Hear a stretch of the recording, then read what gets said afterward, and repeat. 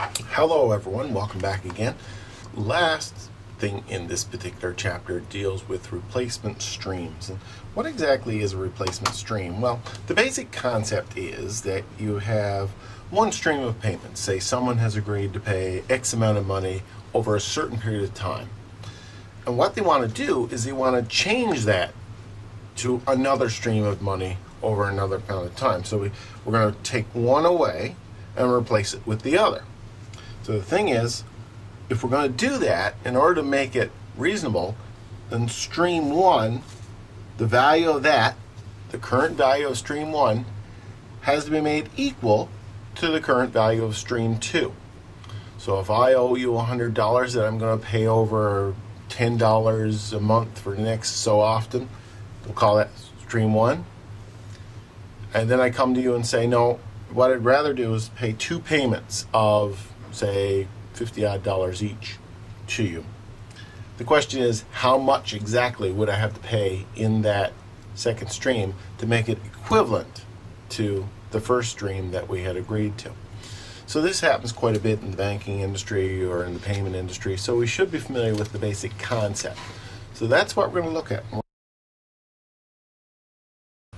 Well, let's take a look at a sample question here. I'm going to pick out of exercise 8.6, I'm going to do number 3. Number 3 is kind of an all-inclusive one, not too easy, not too hard, but let's take a look at the basic concept that's going on here. First of all, 8.3 says, Patrice defaulted on payments of $1,000 due 1 year ago and $1,500 due 6 months ago. Small claims court ordered her to make 3 payments, $800 1 month from now, $900 4 months from now, and a third payment 7 months from now. The third payment is to be determined, so the creditor will end up with the same economic position as the original payments as if they were made on time. The court says a fair rate of return is 4.2% compounded monthly. What should the third payment be? So let's just draw out the timeline on this. First and foremost, let's look at the first set of schedules.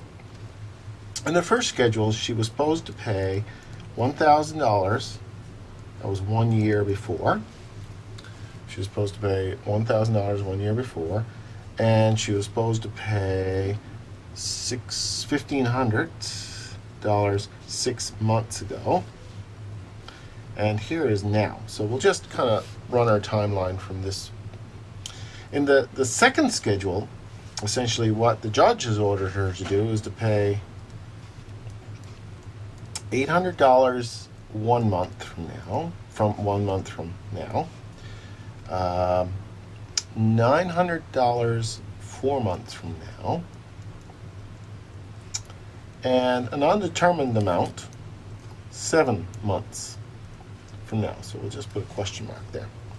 So essentially, we have it kind of graphed out here. So let's look at the first bit first. This, I'll call it Schedule 1. So in Schedule 1, what we have is a couple of payments that we need to get the value of to right here, the common focal point. And the focal point, we always know a focal point because it's the 2 dates that line up with both schedules. Okay? So let's take a look at this.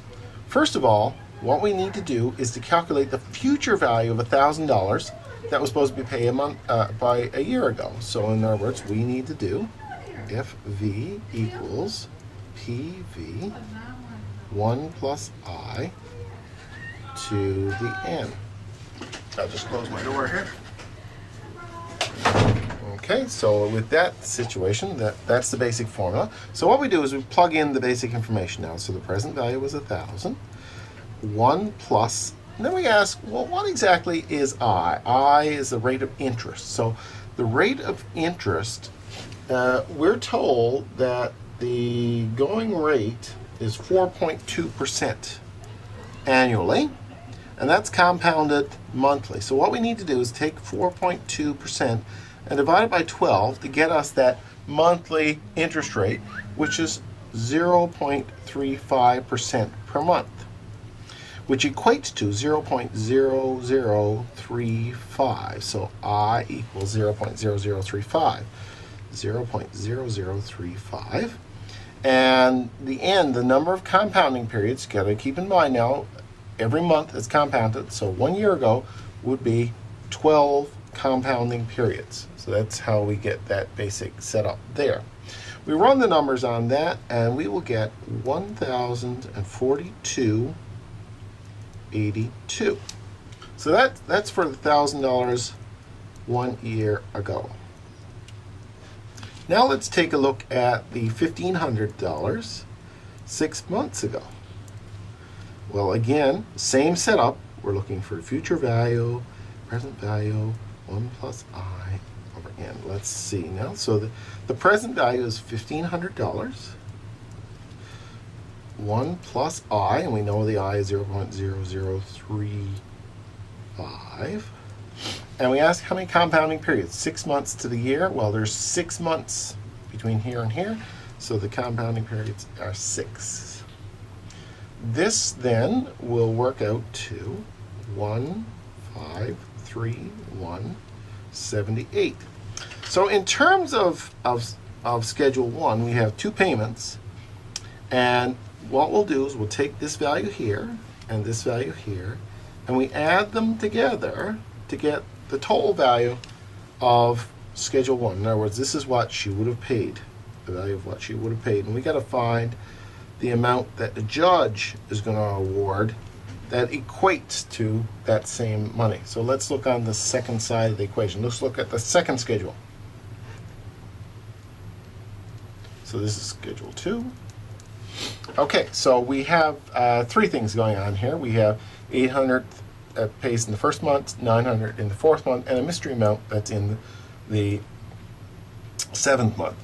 These would all be added together, and when they're added together, it has to equal this amount of money right here. It has to equal this amount right here. So let's do the first one first. So in this case, we're bringing back to get a present value. So the present value is future value over 1 plus I to the n.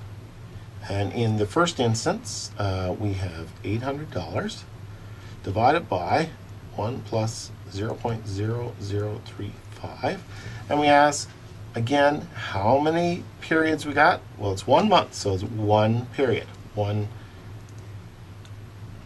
that would come up to $797.21. So that's what that equates to in terms of the 800 is worth $797.21 on this focal point.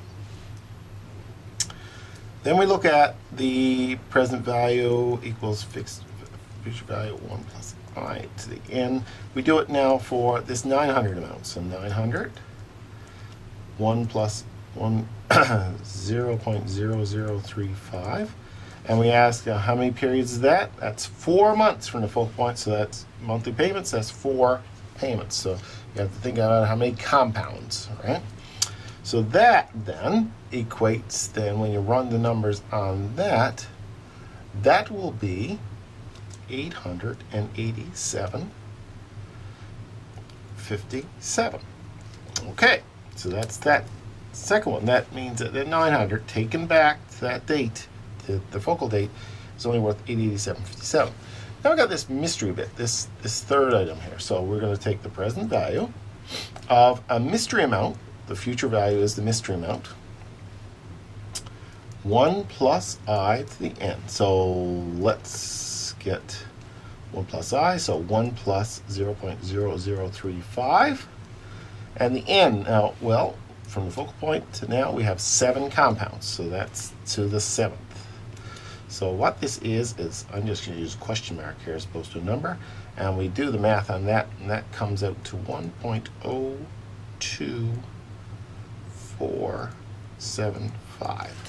So what we've got, and I'll just put this 2,574.60 equals the 797.21 plus the 887.57 plus this mystery amount here, 1.02475.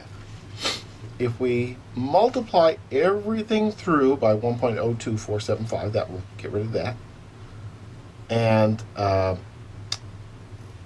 do the math on it, from that, that will come up to $911. So the mystery amount we can find for the mystery amount is $911.85. In other words, what the judge is going to say is the judge is going to say, look, in order to pay off that amount of money, which is the same as what you would have owed in the beginning, which was $2,574.60, you will need to make three payments. One of $800, one of $900, and another of $911.85. That will be the equivalent of what you would have paid had you paid your loan off.